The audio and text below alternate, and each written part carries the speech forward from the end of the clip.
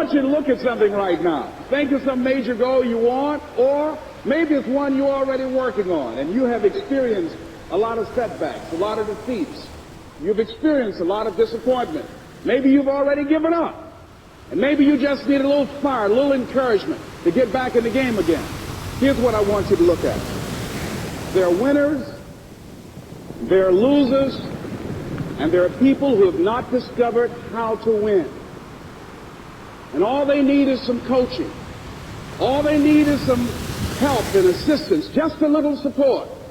All they need is some insight or a different strategy or plan of action to make some adjustments that will open up the key to a whole new future for them, that will give them access to the unlimited power that they have within themselves. That's all that they need.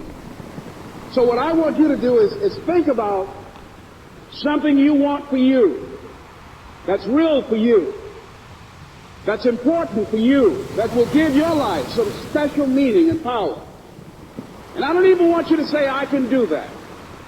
I don't want you to assume that. See, 5 years ago, when I started out in this area, I would not have been able to make the mental leap that I would be up to where I am right now. I don't want you to begin to just psych yourself out. No. I want you to be able to say something to yourself that will enable you to maintain a level of integrity with yourself. That when you say this, even when you face tremendous setbacks, it will be a benchmark to keep you in the game, to keep you moving forward and experimenting and readjusting your strategy and your plan of action, continuously looking for ways to win. So what is that something?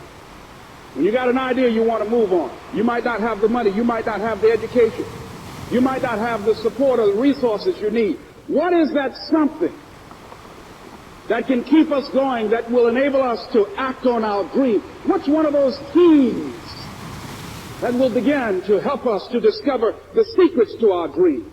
Here's what I want you to repeat after me, please, with power and conviction. Say, it's possible. That's all I want you to do when you look at your dream.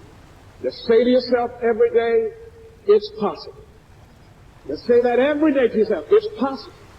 Because what does that do? See, it begins to change your belief system. See, the way in which we operate, ladies and gentlemen, it's a manifestation of what we believe, what's possible for us. Whatever you've done up to this point, all that it really is a duplication, it's a reproduction of what you believe subconsciously that you deserve and what's possible for your life. Most people operate out of their personal history, out of their memory, things they've done, things they've experienced, things they've seen, things that they have observed. What I'm suggesting that you operate out of a larger vision of yourself. I want you to see yourself doing what you want to do, experiencing what you want to experience, having what you want to have, doing what it is that gives your life some meaning and value. Operate out of your imagination, not your memory. Because whenever you look at where you want to go, I'm wanting to warn you, you will have some conversation back here after you go through the data that you've experienced in life saying you can't do it. And so what you want to begin to do is ignore that inner conversation. Well, most people, ladies and gentlemen, when something happens to them, what they do is they begin to believe that that's the way it is. That's the way it's always been. And they can't see the possibility of it being any different. Example. Before April 1954, the common belief, the universal belief, because it had been tried again and again and again and people had failed, the belief was that man was not physically capable of breaking the 4-minute barrier, that he could not run a mile in less than 4 minutes. That was the belief on the planet. It had never been done. But here's what happened, ladies and gentlemen. Roger Bannister came along, and he broke the 4-minute barrier. Now here's what's significant about that. Since that time, up to this day, over 20,000 people have done it, including high school kids. What changed?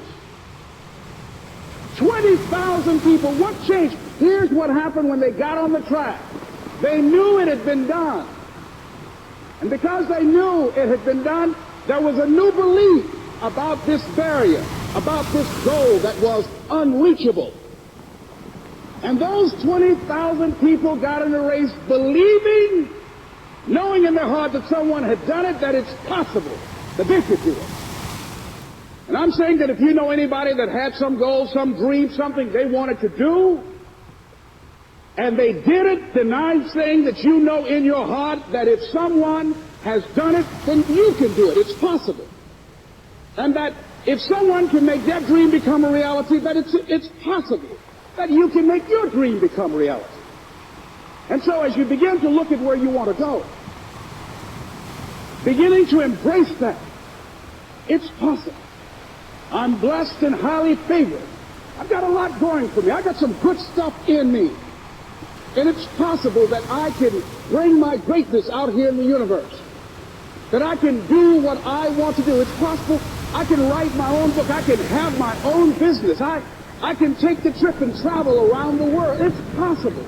I can bounce back from adversity and reinvent my life. It's possible. Regardless of where I am, but things can get better for me. It's possible. I'm thinking about two men right here in Chicago who were fairly successful, similar background, educated. They worked for a corporation for many years, and they were among many people that were laid off. Two guys who were very depressed. One went out looking for a job for several weeks, along with the other one, and they faced disappointment and rejection again and again and again. They couldn't find any work, which is the story of many people across this country. One guy stopped. He became discouraged. He stopped going. He stayed home looking at television, became very argumentative and toxic with his wife, drinking beer, getting on the phone, talking to his other negative, unemployed friends. And he just gave up. The other guy kept looking for a job everywhere he could go. Every time he could get an opportunity, kept asking people, networking, checking the newspapers every day. Kept going everywhere he could, trying to find a job. You have too much education. You're overqualified. You won't be here long enough. He kept going. He kept going. He went to a place and said, look here, I tell you what, if you can't hire me, and I know you can use my talents, abilities, and skills, I don't want to sit home and do nothing. Just let me do some volunteer work. You don't have to give me anything, all right? I just want to work. I want to be busy. Guy said, okay, it's on you now, but don't expect me to give you anything. It's okay. This guy came in and worked. He was the first one there. The last one to leave was the best employee there. About 4 weeks later, one of the top managers quit. They were looking for a replacement. Guess who they selected? This other guy. This guy who was volunteering his time. He got the job. What was the difference between the two men? Eyesight and mindsight. Eyesight is judging on what you see. Judging according to appearances. But mindsight is how you interpret what you see. One guy said, it's not possible, it's over, I'm finished. I can't do it. I can't make it. He surrendered.